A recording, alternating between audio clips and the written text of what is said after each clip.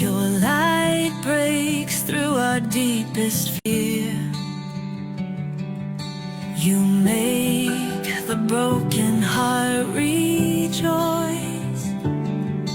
In you we find our voice.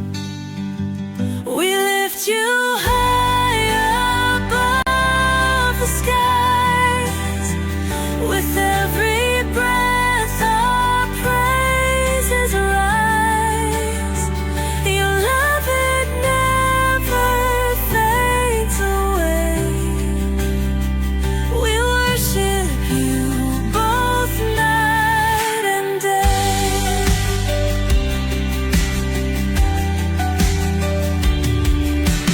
Chains are broken in your name. In you we are never the same. Your power flows like mighty streams, fulfilling all our dreams. We lift you high above the skies. With every breath our praises rise. Your love, it never fades away. We worship you both night and day.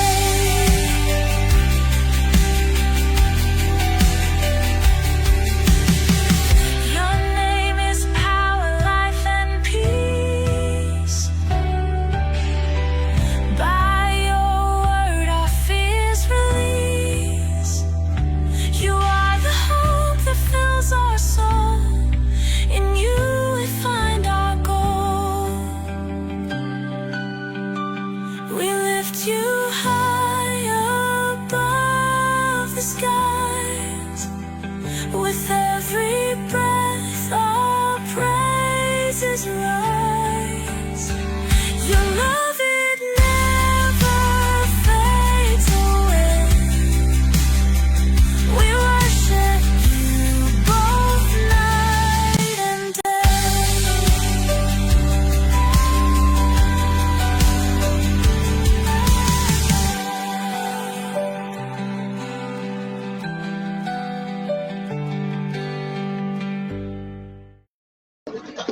Magandang umaga, magandang araw sa inyong lahat, mga kapatid, sa mga nakapanood ngayon sa platform ng ating kapatid na si Rasya.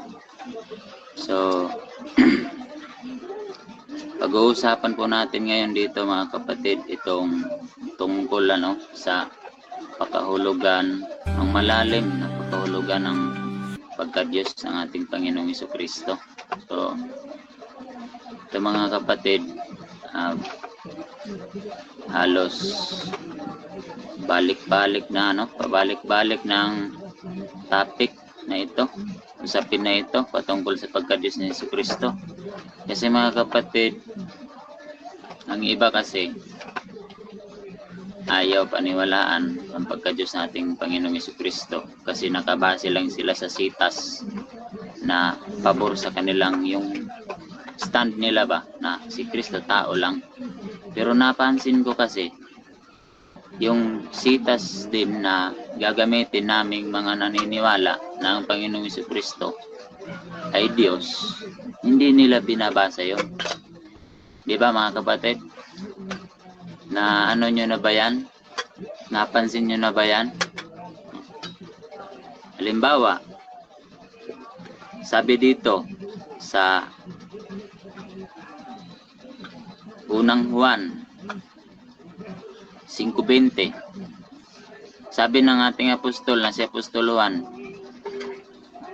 upang ating makilala siya na totoo at tayo'y nasa kanya na totoo, sa makatuwid ay sa kanyang anak na si Jesucristo. Ito ang tunay na Diyos. Si Apostol Juan, pinoint niya ang ating Panginoong Jesucristo na siya ang tunay na Diyos. Paano nung Noong Miyerkules, may debate sana kami ni Jeep Teorita. Kaso, hindi kasi natin alam ang panahon, mga kapatid.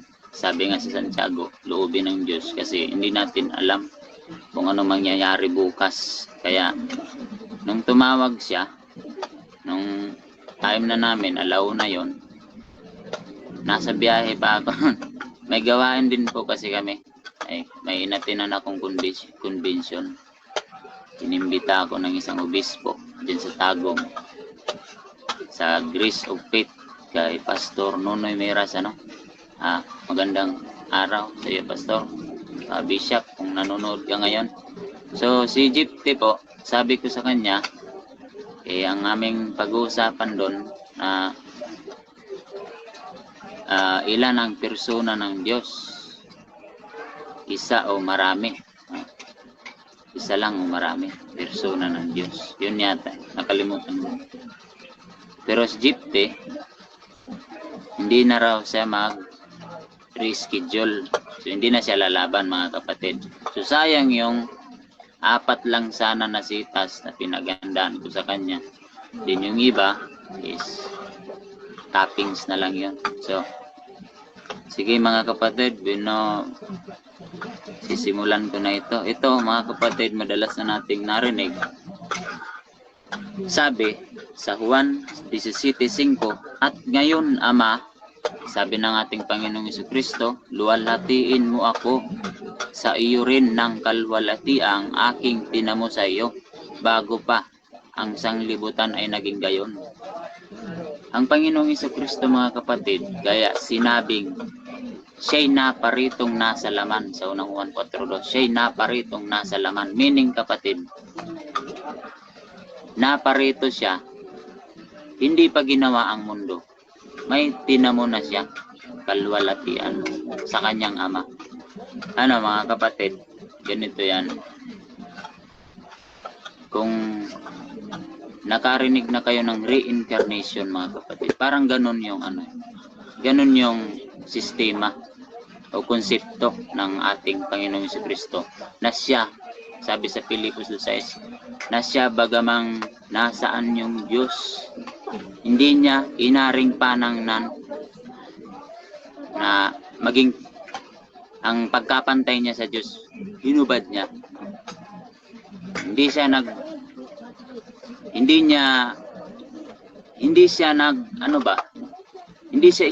nag-stay sa pagiging Diyos niya sa langit, kundi hinubad niya upang pumunta dito. Sabi nga sa John 3:16, binigay niya ang kanyang bugtong na anak. Yung iba sasabihin, anak din naman si David, anak din naman ng mga propeta. Bugtong, mga kapatid, meaning kaisa-isa. Hindi naman sinabi, binigay niya ang kanyang mga anak. Hindi sinabi. Bugtong. Kaya, ayun, ibinigay niya. Ang anak din is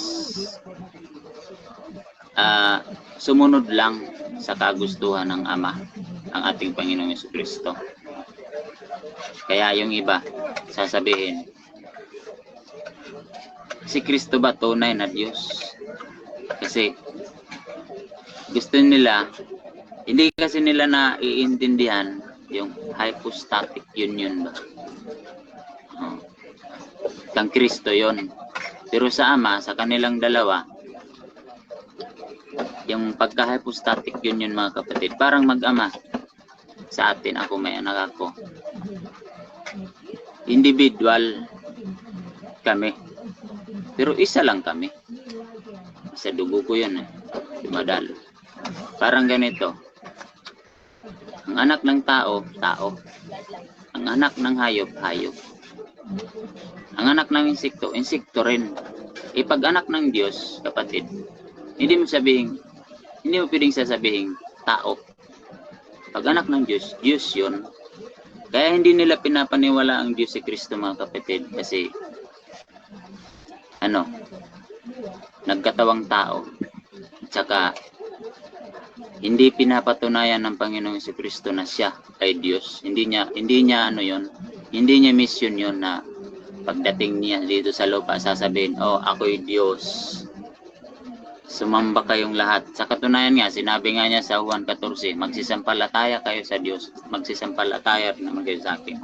Yung iba, gusto ng confirmation patungkol sa ating Panginoong Jesucristo na bakit hindi niya sinabi na siya ay Diyos?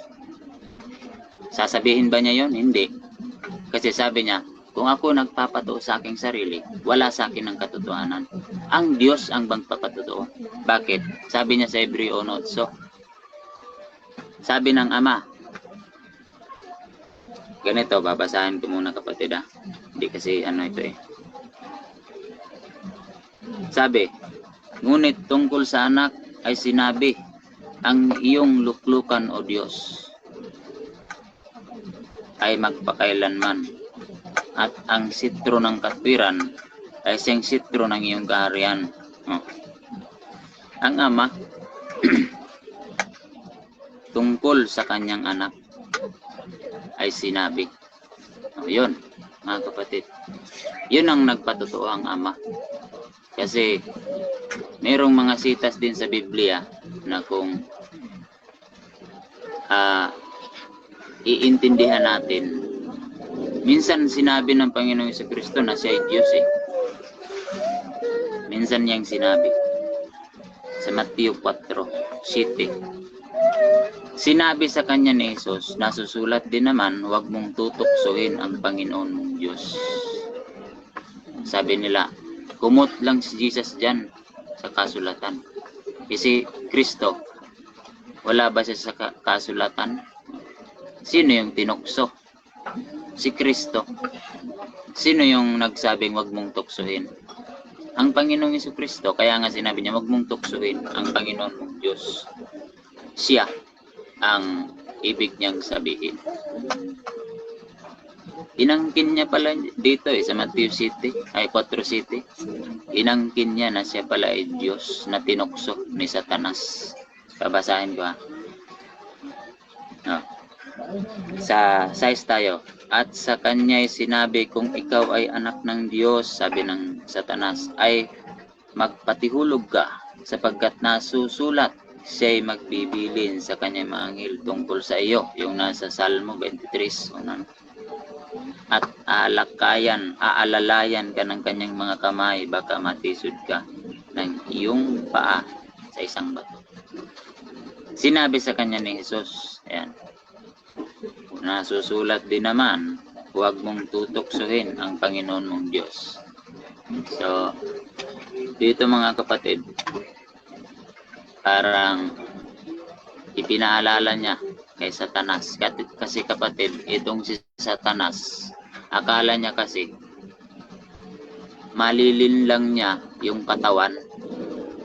Diba? Tayo, ang katawan natin is madali lang mahulog sa temptation, di ba? So akala niya, si Satanas kasi kapatid, kahit anong ang gulo, mayabang, mapagmataas. Kaya ayon, kahit alam niya na wala siyang kasiguraduhan na malilin lang o matutukso niya ang ating Panginoon, ginawa niya pa rin itong nasa Mateo 4. Kasi yung katawan, akala niya madadala niya ba? O mahihikayat niya sa ganitong mga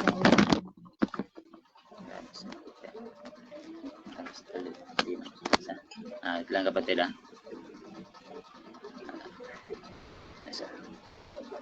So, tuloy tayo mga kapatid, ano? May may kunting aberya lang dito sa bata. Alas kasi. So, mga kapatid, so, balik tayo dito sa yung sinabi ko kanina sa 17:5 na may tinamo na siya ang kalwalatian. Alam niyo mga kapatid, maraming sitas ang Biblia na hindi direktang sinabi. Yung iba kasi gusto letra por letra na si Kristo Diyos. So sinabi ko na kanina, hindi niya pwedeng angkinin na siya ay Diyos. Kundi may magpapatotoo sa kanya. Ano? Sabi dito sa Henesis, may babasahin ako mga kapatid Sa Henesis 1:26. Ito mga kapatid, ang Diyos may kasama eh. Sa paglalang niya sa sanglibutan, mayroon siyang kasama. Sabi nila, anghel daw yun, kasama ng Panginoon. Alam niyo ba mga kapatid, ang anghel, hindi binigyan ng Diyos ng otoridad yun eh. Kasi ginawa lang din ng anghel ng Diyos. Kaya hindi siya magsasama or hindi niya isasama ang anghel sa paggawa. Iginawa niya lang yon. Logic lang mga kapatid. Ang kasama dito ng Ama, ganito ang pagkasabi. At sinabi ng Diyos, lalangin natin ang tao sa ating larawan ayon sa ating wangis. So may kausap ang Diyos mga kapatid sa paglalang sa tao. Ano ang tao? Di ba ang tao may buhay? Saan ka makakabasa na may taong lumikha ng buhay? Wala. Wala kang mababasa na may taong lumikha ng buhay. Kasi ang tao, nilikha lang ng Diyos. Ngayon, may kasama ang Diyos. At sinabi ng Diyos, lalangin natin. May kasama. Mayroon siyang kausap. Hindi sinabi nating. Pag sinabi, lalangin nating lahat tayo. Hindi marami. Lalangin natin. Sino yung kasama na yon na lumalalang ng buhay? Ang tao may buhay. O basa tayo. Sa 3:15 ng Gawa. At inyong pinatay ang lumikha ng buhay. Naintindihan niyo kapatid? Sa Genesis 1:26 sabi, at sinabi ng Diyos, lalangin natin ang tao sa ating larawan ayon sa ating wangis. Meron siyang kausap. Sino yung kausap niya na yun? At inyong pinatay ang lumikha ng buhay na binuhay ng Diyos na mag-uli sa mga patay. Mga saksi kami sa mga bagay na ito. Sabi ng mga apostol, inyong pinatay ang lumikha ng buhay. Yun palang lumikha ng buhay, nakaranas ng kamatayan. Diba kapatid? Nasundan nyo mga kapatid? Yung pinatay, sino yun? Di ba ang Panginoong Jesucristo yun? Sa unang Korinto 15, 2 hanggang 3. Namatay at binuhay na mag-uli. Ang Panginoong Jesucristo yun. Lumikha ng buhay. Hindi ba Diyos yun? Hindi ba Diyos yun mga kapatid? Hindi lang maunawaan nito, gaya nitong mga iglesia ni Manalo, Kung nanonood ngayon ng mga The Revealers, bakit hindi nyo ito binabasa? Diba sinabi ng Panginoon, huwag tayong magsigit sa mga bagay na nasusulat. At sinabi sa Pahayag 22:18, ang sino mang mag-alis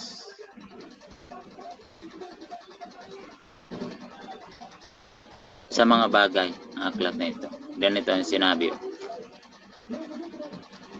Aking sinaksihan sa bawat taong nakikinig sa mga salita ng hula ng aklat na ito. Kung ang sino man ay magdagdag sa mga ito, ay daragdagan siya ng Diyos ng mga salot na nasusulat sa aklat na ito. At kung ang sino man ay magalis, yung hindi mo babasahin, ang ibang sitas,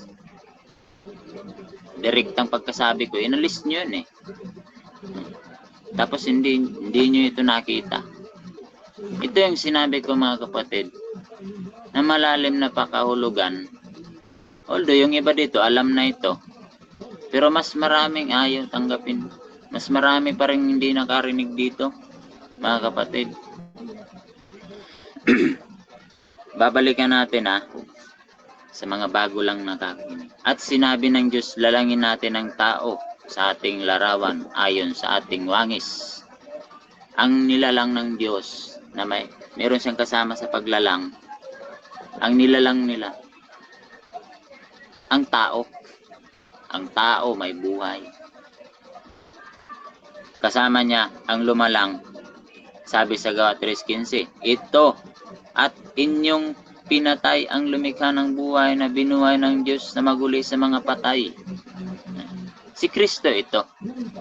So pinatutunayan, mga kapatid, sa gawa na si Kristo ito. Ngayon, meron sana akong babasahin na isa pa. So, preserve ko ito para sa lalaban sa nagpapatunay yung mga kontra sa pagka-Diyos ni Jesucristo. Kaya lang, hindi ko muna ito kasi podcast lang naman ito. Ngunit, ito pa. Bakit Diyos si Kristo, mga kapatid? Sabi dito, ngunit sa kanila na mga tinawag, maging mga Hudyo at Grego, si Kristo ang kapangyarihan ng Diyos at ang karunungan ng Diyos. Bakit? Ako'y nalagay mula noong araw, mula nang walang pasimula, bago nalikha ang lupa. Nang kanyang itatag ang langit, nandun ako. Ang paggawa, nandun siya. Nang siya'y maglagay ng balantok sa balat ng kalaliman, nandun ang Panginoong Jesucristo. Samantalang hindi pa niya nilikha ang lupa, ni ang mga parang man, ni ang pasimula man ng alabok ng sanglibutan. So, si Kristo, hindi tao yon, mga kapatid. Kasi nandun na siya nang hindi pa nilalang ang sanlibutan. Ang tao galing lang sa alabok. Sila nga ng kanyang ama ang gumawa sa sanlibutan. Ang ating Panginoong Jesucristo ang kasama ng ama paggawa sa sanlibutan. Ngayon sasabihin mo si Kristo tao. Kasi sabi nila nandun lang si Kristo galing sa tiyan. Yung bata daw, hindi daw yun Diyos. Sisidlan yon, mga kapatid. Hindi pwedeng, proseso kasi yan eh. Hindi pwedeng si Kristo galing sa langit. Pagdating niya dito, yung yung image niya na doon pagka Diyos. Mamamatay tayo pag nakita natin ang kaluwalhatian ng Diyos. Yung Diyos mismo, mamamatay ang tao, mga kapatid. No. Kasi sabi dito sa 6:16 ng unang Timoteo, na siya lamang ang walang kamatayan na nananahan sa liwanag na di malapitan, na di nakita ng sinumang tao. Hindi siya kailanman masisilayan yung Diyos. Hindi siya pwedeng masilayan ng tao. Kundi ang kanyang anak lang ang nakakakita sa kanya. No? Sabi dito, walang taong nakakita kailanman sa Diyos. Ang bugtong na anak na nasa sinapupunan ng Ama, siya ang nagpakilala sa kanya. So, ang tao hindi pwedeng makakakita sa Diyos. Pero ang bugtong na anak na nagpakilala, siya lang nakakita, no? Kasi walang taong nakakakita kailanman sa Diyos. Pero yung anak niya, nasa sinapupunan ng Diyos. So meaning, hindi tao yun, mga kapatid. Hindi lang tao si Kristo. Kaya nga sinabi, nagkatawang tao. Pabalik-balik na ito, mga kapatid. Iwan ko dito sa mga hindi naniniwalang Diyos si Kristo. Marami. Hindi naniniwalang Diyos si Kristo. Islam. Iglesia ni Manalo.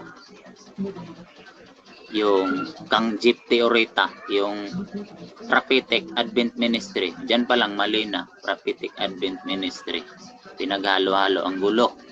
Magulo. Sabi ng ating apostol sa unang Korinto 14, ang Diyos, hindi Diyos ng kaguluhan. Ngayon, mga kapatid, balik tayo. Sasabihin nila, si Kristo, galing lang kay Maria. Pero hindi niya naintindihan na si Maria, kapatid, is instrumento, pangunahing instrumento ng ating Panginoon para malalang o maging tao ang Diyos. Sabi nga sa sa Juan 1:14, nasilayan nila, no? Nasilayan nila, mga kapatid, ang Birbo at nagkatawang tao ang Birbo. Ito na naman. Nagkatawang tao ang Birbo at tumahan sa gitna natin. Ayan. Ang Birbo kasama ng Diyos. Yung nang pasimula siya ang Birbo at ang Birbo ay sumasa Diyos at ang Birbo ay Diyos. Yung Birbo kasama ng Diyos, yung salita.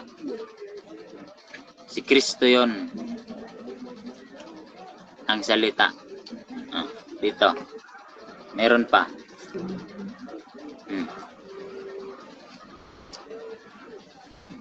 Ganito, mga kapatid, sa pahayag kasi, ganito ang pagkasabi sa 19:13. Kung sino ba yon, Birbo na yon, mga kapatid. At siya'y nararamtan ng damit na winisikan ng dugo at ang kanyang pangalan ay tinatawag na ang Birbo ng Diyos. So itong Birbo ng Diyos na winisikan ng dugo, yung pinatay, kamatayan kasi ang dugo, mga kapatid. Pag walang dugo ang tao, mamamatay. Yun ang buhay natin. Kaya sinabi dito, ang kanyang pangalan ay tatawagin ang Birbo ng Diyos. At sa Juan 1:14, nagkatawang tao ang Birbo. Naintindihan niyo, kapatid? Nagkatawang tao ang Birbo at tumahan sa gitna natin. At nakita namin ang kanyang kalwalatian. Nung sinabing tumatahan sa gitna natin, dito sa mundo natin, sabi, nagkatawang taong Birbo at tumatahan sa gitna natin, ating lahat, sa mundo ito. At nakita nila ang kanyang kalwalatian. Kalwalatiang gaya ng sabugtong ng Ama, na puspos ng biyaya at katotohanan. Nasilayan ang ating Panginoong Jesucristo. Kasi, mga kapatid, so, nasa huling na kasi tayo. Kumbaga, in times na ba? Yung panghuli. O, yung panghuling alas. Kumbaga, panghuling alas na lang ng Diyos. Ang Kristo na ang kanyang tipan. Siya na ang bagong tipan natin. Ngayon, yung nagsasabing ang Diyos, kadalasan ko kasing narinig ito pati kay Jipte na ayaw nang lumaban. Sabi, si Kristo, Diyos ba yun na tunay? Gusto kasi nila ang Ama lang ang Diyos. Yung Ama lang. Ganito, mga kapatid, kung magbilang kasi ang Diyos, hindi gaya ng tao. Nung sinabi ng Panginoong Jesucristo, ako at ang Ama ay isa. Ibig bang sabihin, si Kristo rin yung Ama? Yun, isa lang, or individual? Isang individual lang? Hindi. Dalawang individual yun, mga kapatid. Dalawang individual yun yung pagkasabi. Kaya lang yung iba sasabihin, si Kristo, itunay ba siyang Diyos? Sinabi ba dyan na siya tunay? Sinabi, binasa ko kanina babasahin natin ulit. At nalalaman natin na naparito ang anak ng Diyos at tayo'y binigyan ng pagkaunawa.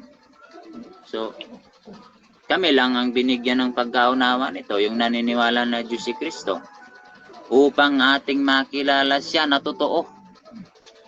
At tayo'y nasa Kanya na totoo, sa makatuwid ay sa Kanyang anak na si Jesucristo. Ito ang tunay na Diyos. Ayan. Tunay na Diyos. Tapos sasabihin ni Gypsy nung nagpurga sa, tunay bang Diyos si Kristo? Bakit? Saan ka makakabigay ng talata sa akin? Na ang Diyos gagawa ng Diyos na hindi tunay. Kahit nga mga bagay, hindi gagawa ang Diyos na hindi tunay. Wala kang mababasa ng Diyos na lumikha, hindi tunay. Ano bang klase yung Diyos mo? Oh, ayan. Pasensya ka na kasi hindi ka lalaban. Ayaw mong lumaban. Bakit ayaw mong lumaban? Takot ka ba? Hindi ko pa ibibigay yung sitas na gusto kong malaman mo na yung sitas na yon ay nagpapatungkol sa pagka-Diyos ng ating Panginoon Jesucristo. Naalala nyo yung sinabi doon na sapagkat ako'y Diyos at hindi tao. Sabi niya, babalik siya. Babalik. Siya babalik. Hindi siya tao. Diyos siya na babalik at hindi tao. Alam niyo na yung babalik. Alam niyo na yan kung sinong magbabalik. Alam niyo na yan. Yung nangako na siya'y paparito. Muling paparito. Magbasa ka ng talata, kayong mga naniniwala na hindi Diyos si Kristo. Magbasa kayo ng talata na ang Diyos Ama naparito. I dare you, hindi nyo mababasa yan mga kapatid. Hindi nyo mababasa yan. Ngayon, isa lang kapatid ang masasabi ko sa mga hindi naniniwala na Diyos ang ating Panginoong Jesucristo. Kasi, kunti lang yung hindi yata naniniwala. Ay, marami. Islam, isa na doon yung Islam. Marami yan sila. Dumagdag pa ngayon yung INC. Dumagdag pa ngayon yung grupo ni Gypsy. So, ang mga tao ngayon, nalilito. Nalito ang tao. Dahil sa mga ngaral, mga kapatid. Dahil sa mga ngaral na pinilit na tao lang si Kristo. Nalito ang mga tao ngayon, mga kapatid. Lalo na yung hindi nagsasaliksik. Makarinig lang yon, ay papahamak na nila yon. Oh. Kasi, si Satanas gumagawa. Yan. Tingnan mo yung mga taong naniniwala na hindi Diyos si Kristo. Madali lang sa kanilang gumawa ng masama. Tingnan mo, papatay pa nga ng tao. Papatay ng kapwa. Yon. Pansinin nyo, yung mga taong hindi naniniwala na Diyos si Kristo, papatay ng kapwa yan. Kasi, nabinulag ng Diyos ng sanglibutang ito ang mga pag-iisip ng mga hindi nagsisampalataya upang sa kanila huwag sumilang ang kaliwanagan ng Ebanghelyo ng kaluwalhatian ni Kristo na siyang larawan ng Diyos.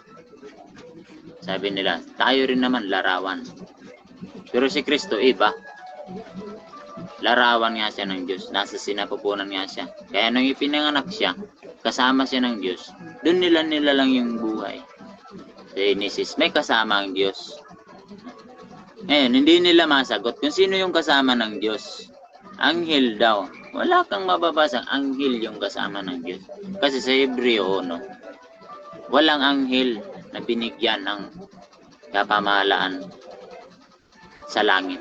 Ang anak, bugtong na anak lang. Tinawag pang ang Diyos ng Ama. Narinig yon. Narinig ni Juan. Yun. Sa langit. Nakita ni Juan sa langit yung pinatay. Diba sa pahayag 5? Nakita lahat. Sa Hebreo naman, pinatutunayan yung Hebreo na sinulat, mga kapatid, ng ating mga mahal na apostol. Narinig nila yon na sinabi, ang iyong trono, O Diyos. tungkol sa anak ay sinabi. Tungkol sa anak. Sino yung anak? Sa 34 ng Kawikaan, ganito ang pagkasabi. Oh. Babasahin natin kapatid sa 34. Sino ang sumampa sa langit at bumaba? Oh. Yung sumampa sa langit at bumaba. Sino lang naman yung bumaba? Ang anak, hindi ama. Sino ang pumisa ng hangin sa kanyang mga dakot? Sinong nagtali ng tubig sa kanyang kasuotan? Sinong nagtatag ng lahat ng mga wakas ng lupa? Ano ang kanyang pangalan? At ano ang pangalan ng kanyang anak kung iyong nalalaman? Yon. Kaya nga sinabi, tungkol sa anak ay sinabi. Ganito.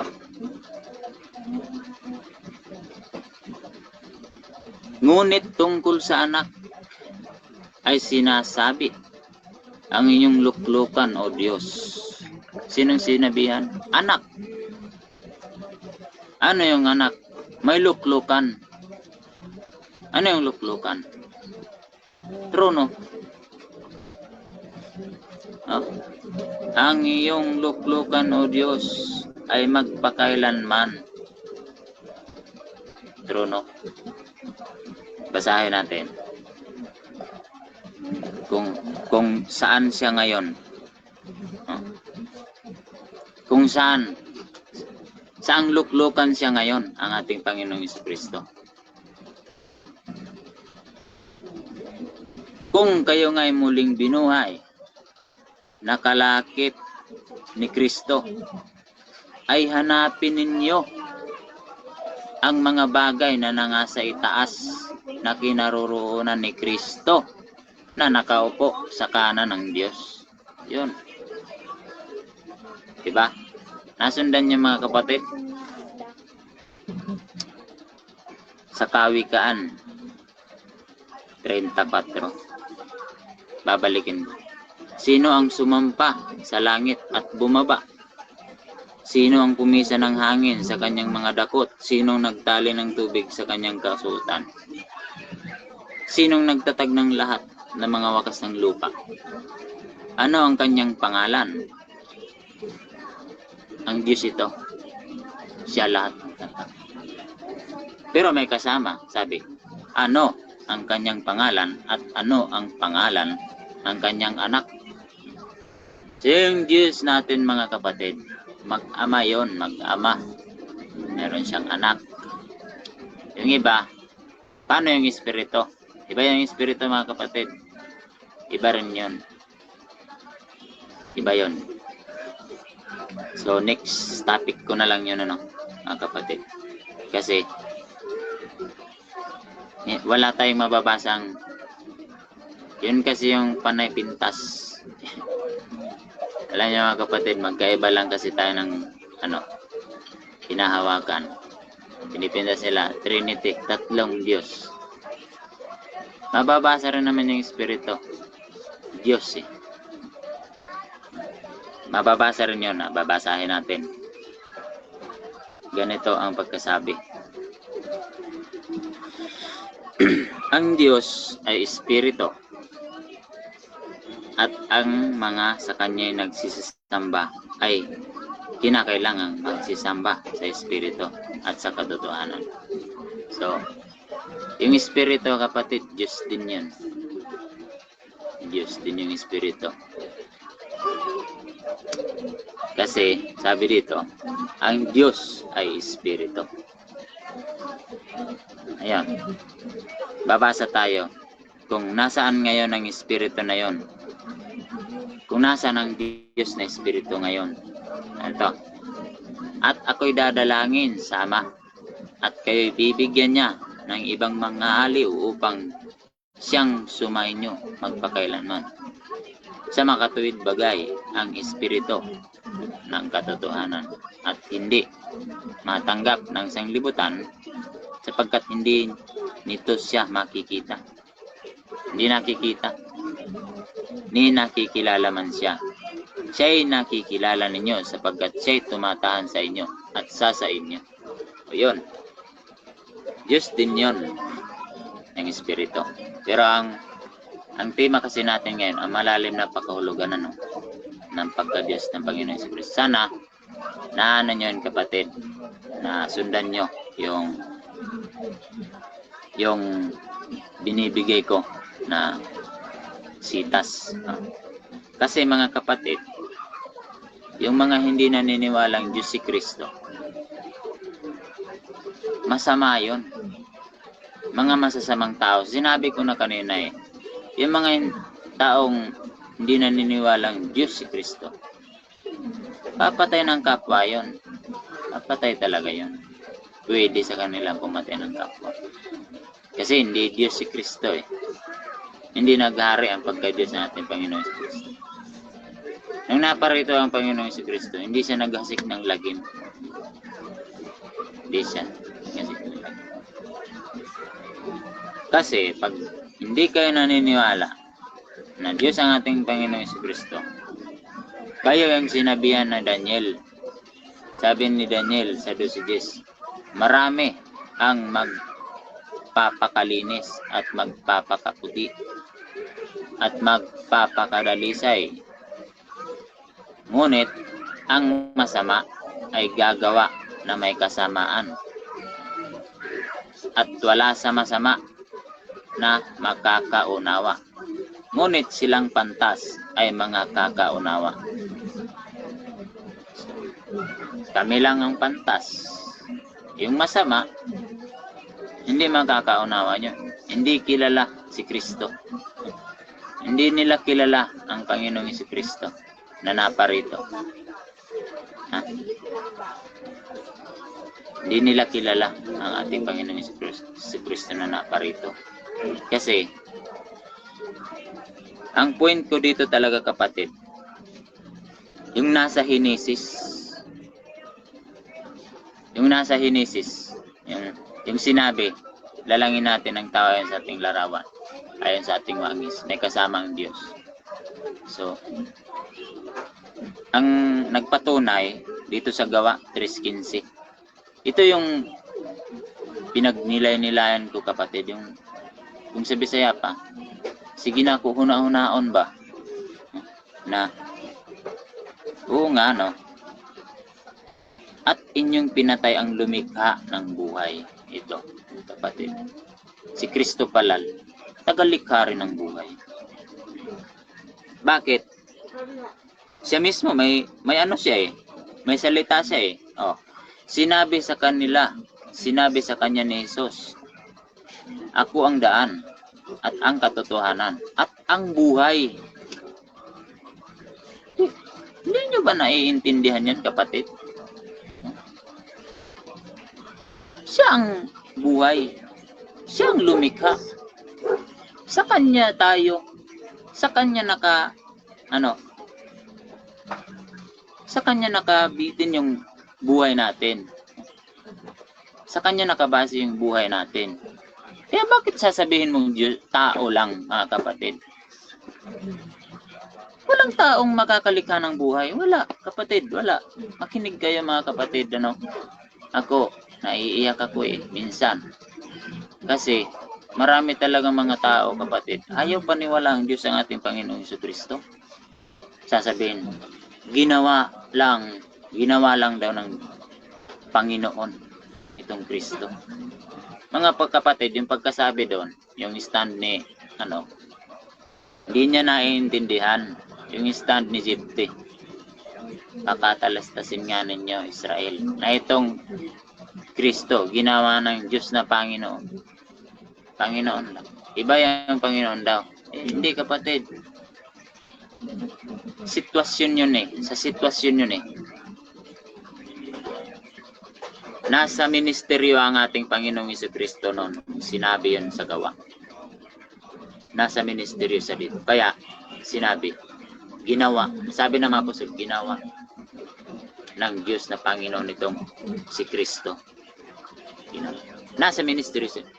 Pero kung ang Biblia, parang pelikula yan, pag hindi mo pinanood, doon ka na nanood sa huli, or hindi mo na silayan, na sa gitna ka lang, hindi mo malalaman buong istorya. Parang sa simbahan lang din yan. Hindi mo alam ang punot dulo ng istorya. Halimbawa, may nag-aaway o may hindi nagkakaintindihan, tapos ikaw hindi mo alam, wala kang papanigan. Kaya ganun din ang Biblia, hindi ka papanig dun sa tama. Dun ka sa yung narinig lang. At pag narinig, sinabi ng ating Panginoon Yesu, sapagkat ako'y tao, pinagsisikapan ninyo akong patayin na tao, sa inyo nagsasisi. Tao naman talaga yun eh. Yung makikita, nasilayan ng mga audio.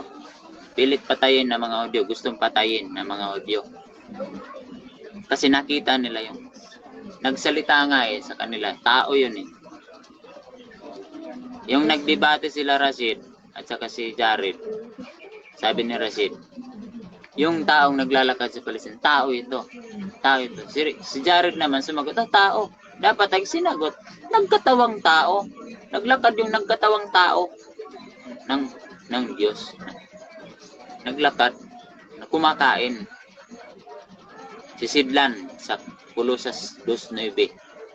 Sisidlan ng pagka-Diyos na doon. Sisidlan yun.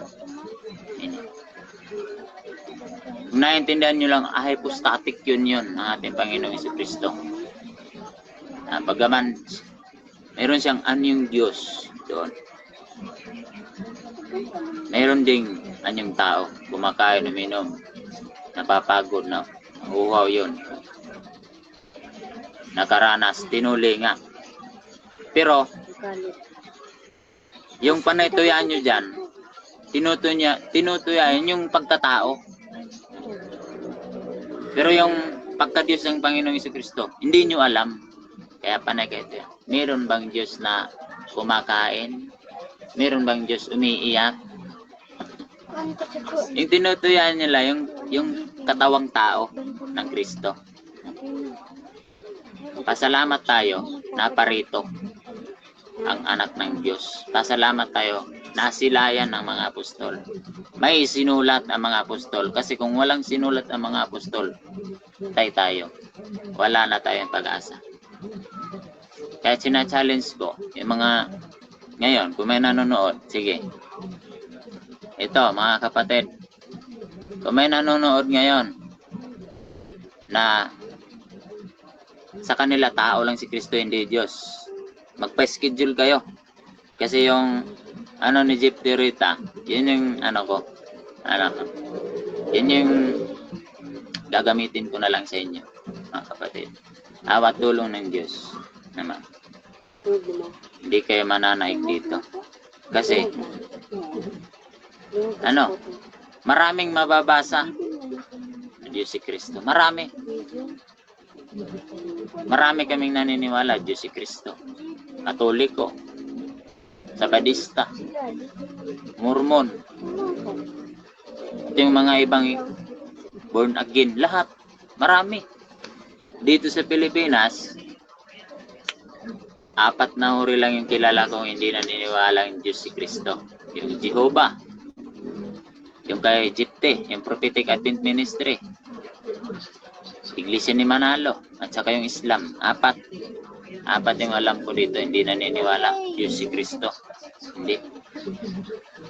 Gusto kasi nila, ang Diyos lang ay yung Ama. Yun lang. Si Kristo, tao lang yun, utusan. Tama naman, nagkatawang tao, inuutusan kasi anak. Sabi niya, sa Juan 17, ganito ang pagkasabi sa 11. At wala na ako sa sanglibutan, at ang mga ito ay nasa sanglibutan. At ako'y paririyan sa iyo, Amang banal, ingatan mo sila sa iyong pangalan. Yung mga ibinigay mo sa akin upang sila ay maging isa na gaya naman natin. Kaya sinabi, ako at ang Ama ay iisa. Yung iba naman, lumagpas. Ako at ang Ama, si Kristo rin yung Ama, yun lang daw isa. So meaning, yung Ama pala, bumaba. Sino pang namamahala sa trono? Ang pinaka niya, anak. Hindi naman niya sinabi sa John 3:16. Kaya sapagkat gayon na lang ang pagsinta ng Diyos ng libutan at binigay niya ang kanyang sarili. Wala. Wala kang mababasa ang gano'n. Hindi niya binigay kanyang sarili. Anong binigay niya? Kanyang bugtong na anak, kaisa-isang anak. Bugtong na anak. Wala nang iba. Diba? Wala nang iba.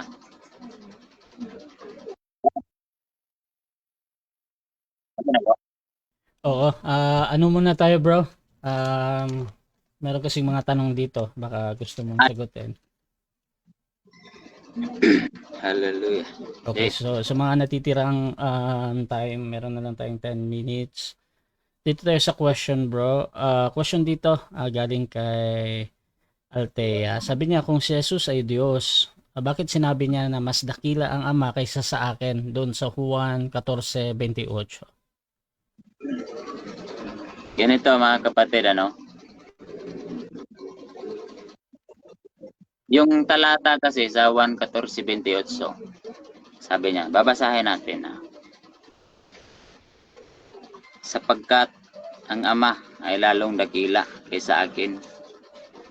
Narinig ninyo kung paanong sinabi ko sa inyo, papanaw ako at paririto ako sa inyo. Kung ako'y inyong iniibig, kayo mga galak dahil sa ako'y pasa sa Ama, sapagkat ang Ama ay lalong dakila kaysa akin. Tama ito mga kapatid.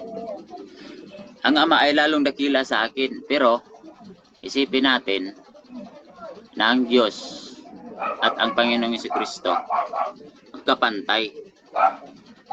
Meron din tayong mababasa na magkapantay.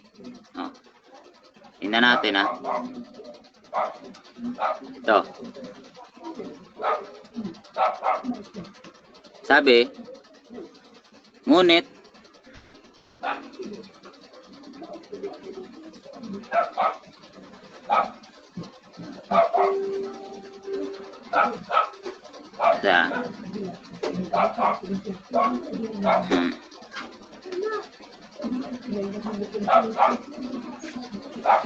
Pandan ako ba? oh, isa. Saan nga ba yun?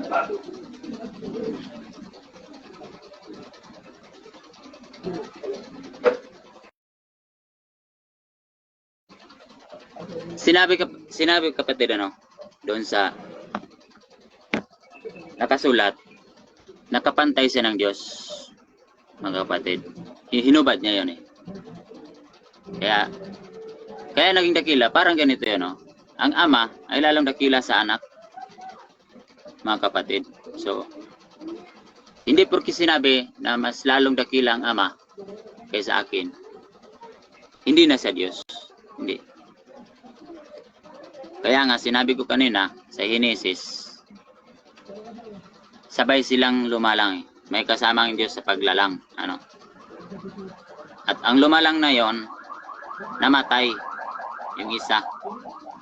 Sabi dito, sa 3:15 ng Gawa, at inyong pinatay ang lumikha ng buhay. So, sa nagtatanong, tanongin din kita, may tao bang makakalikha ng buhay? O diba, ang lumikha lang ng buhay, Diyos. O, mayroon siyang kasama sa paglalang ng tao. Sino yung kasama na yon? Nakaranas ng kamatayan. Sinabi nga, at yung pinatay ang lumikha ng buhay, na binuhay ng Diyos na mag-uli. O, sino yon? Panginoong Jesucristo yon. Kaya, yung tanong mga kapatid, salamat sa nagtatanong, hindi porket ang Ama ay lalong dakila sa Kanya, sasabihin mo na, hindi na sa Diyos. Wag tayong mag-conclude. Ano? So, Yun lang, kapatid. Baka may next question pa. Salamat, bro. Question dito, bro. Galing ito kay naka-Japanese yung pangalan niya. Sabi niya, kung si Jesus ay Diyos, bakit siya nananalangin sa Ama doon sa Lucas 6:12? Ah, Ganon din, bro, no? Same question. Sabi nung isa kanina, ang Ama ay lalong dakila. Bakit niya sinabi ang Ama ay lalong dakila? Kaya siya nananalangin, bro. Kasi mayroon pang dakila sa kanya. Hindi porke nananalangin, hindi na Diyos. Nasa ilalim siya ng pamumuno o kapamahalan o otoridad ng Ama. Pero hindi mo rin masasabi na pag nananalangin, hindi na Diyos. Ang ating Diyos na Kristo, ang ating Panginoong Jesucristo, ay pumapangalawa sa Ama. Kaya, kung nananalangin siya o nagdasal siya sa Diyos, hindi mo pwedeng sabihin, nagdasal siya sa Diyos, meaning hindi sa Diyos. Sa'yo lang yan. Stand mo yan. Pero wala kang mababasa na pagka nananalangin, hindi Diyos. Na pagka nananalangin sa Diyos, hindi Diyos. Wala kang mababasa na ganun. So, ganun lang ang sagot ko, mga kapatid. Salamat sa nagtatanong. At yun lang, bro.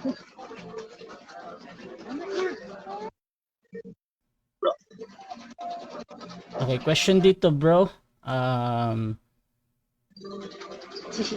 Kung si Jesus ay Diyos, bakit may bagay na hindi niya alam? Salamat sa tanong, kapatid. Sa Mark 13 verse 32 daw. Salamat sa tanong, kapatid. Hindi kasi lahat ng bagay pwedeng alamin ng Diyos, kapatid. Kasi mismo ang Diyos Ama, meron din siyang bagay na ayaw niyang, hindi niya pinapakialaman. Ganon ang Diyos. Kaya nga, hindi nga alam ng Diyos kung ang tao susunod eh. Hindi niya alam. Merong mga bagay na hindi pinapakialaman ng Diyos. Yan ang tanong ng ating kapatid na nagtatanong, kung Diyos siya, bakit meron siyang hindi alam? Yung kanyang pagparito, hindi niya alam yun, kundi ang Diyos Ama lang. Parang yun yung tanong niya eh. Pero kahit nga ang Diyos Ama, meron siyang hindi pinapakialaman. Wala siyang hindi niya gustong alamin. Ganon din ang Diyos. Ang ating Panginoong Jesucristo, kasi sinabi ko na kanina, pumapangalawa siya sa otoridad ng Diyos. Kaya hindi niya alam yung pagbalik niya. Hindi niya yun alam. Kundi ang Ama lamang nakakaalam. Yun yung tanong niya, kapatid. Baka yun yung tanong niya. Yun lang ang masasabi ko sa kanya. Na ang Panginoong Jesucristo ay pumapangalawa ng Diyos Ama. Pero hindi nangangahulugan na hindi na siya Diyos. Pinasa kanina na Diyos Jesucristo, lumikha ng buhay.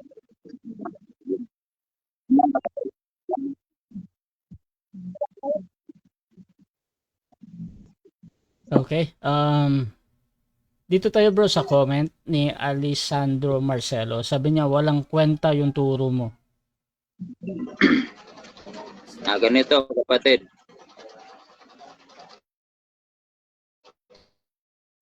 Ang walang kwentang turo, yung nagsasalita ka ayon sa iyong sarili. Kung gusto mo, ikaw magturo dito. Kung may alam ka, ikaw mangaral ka dito kay Rasya. Kasi ang mga tao ngayon, kapatid, puro na lang kasamaan ang ginagawa. Walang kwenta ang turo. Pero ang itinuro ko, binabasa ko.